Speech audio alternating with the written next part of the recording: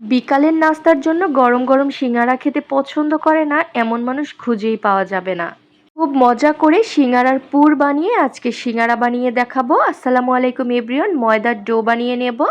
ময়দা নিয়েছি 1 কাপ পরিমাণ, সয়াবিন তেল, কালো জিরা, স্বাদমতো লবণ আর বেকিং পাউডার দিয়ে আমি খুব ভালো মতো করে ময়দা মেখে নিচ্ছি। তারপর অল্প অল্প করে পানি দিয়ে টাইট একটি ডো তৈরি করে নেব। শেষ পর্যায়ে হাতে 2 টেবিল চামচ সয়াবিন তেল দিয়ে ডোটাকে ঢাকনা দিয়ে রেখে দেব। এখন আলুর পুর বানাতে কড়াইতে সয়াবিন তেল দিয়ে পেঁয়াজ কুচি ভেজে নিচ্ছি। আর দিয়ে দিলাম দারচিনি, এলাচ আর তেজপাতা। 2টি কাঁচামরিচ কুচি করে দিয়ে দিলাম। দিয়ে দিচ্ছি আদা রসুন বাটা 1/2 টেবিল চামচ পরিমাণ। হলুদের গুঁড়া দিয়ে দিলাম, লাল মরিচের গুঁড়া দিয়ে দিয়েছি। এখন সামান্য পরিমাণ পানি দিয়ে মশলা কষিয়ে নেব। মশলা কষানো হয়ে গেলে দিয়ে দিচ্ছি ছোট ছোট করে কেটে রাখা, কিউব করে কেটে নিয়েছিলাম আলু। সে আলু দিয়ে স্বাদমতো লবণ দিয়ে ভালো মতো করে একটু কষিয়ে নিয়ে এখন পর্যাপ্ত পানি দিয়ে ঢাকনা দিয়ে ঢেকে রান্না করে নেব। দুপুরে রান্না করেছিলাম বুটের ডাল আর গরুর মাংস, সেখান থেকে আমি কিছু বুটের ডাল আর গরুর মাংস নিয়েছি, শেষ পর্যায়ে অ্যাড করে দেব। এতে কিন্তু আলুর পুর খেতে অনেক টেস্ট লাগবে। এখানে আমি 1/2 টেবিল চামচ গরম মশলা বাটা ব্যবহার করেছি, এতেও কিন্তু আলুর পুরের টেস্ট বেড়ে যাবে। আর দিয়ে দিচ্ছি বুটের ডাল আর গরুর মাংস রান্না। গরুর মাংসটা আমি খুব ছোট করে কেটে নিয়েছিলাম। দেখুন পুরটা কিন্তু খুবই ইয়ামি লাগছে। এই ধরনের পুর দিয়ে সিঙ্গারা বানালে খুবই মজা হয় খেতে।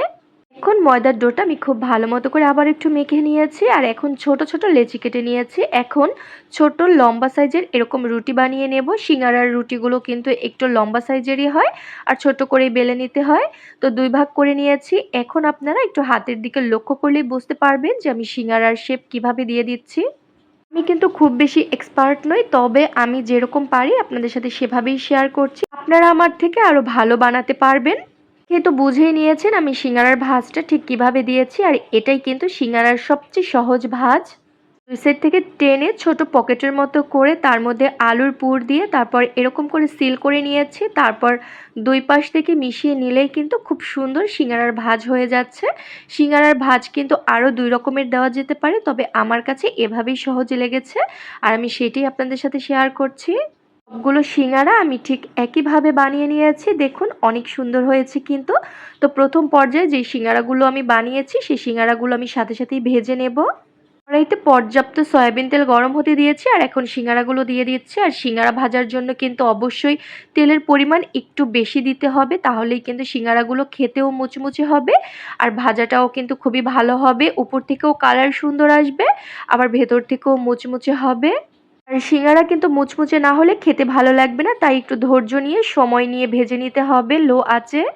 সিঙ্গারা ভেজে নিয়েছি আর কিছু সিঙ্গারা আমি সংরক্ষণ করেছি ডিপ ফ্রিজে।